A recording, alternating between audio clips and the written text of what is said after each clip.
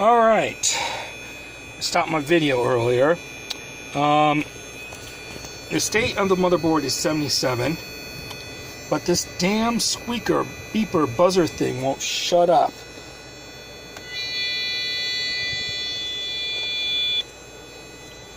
That's just so my hearing doesn't go.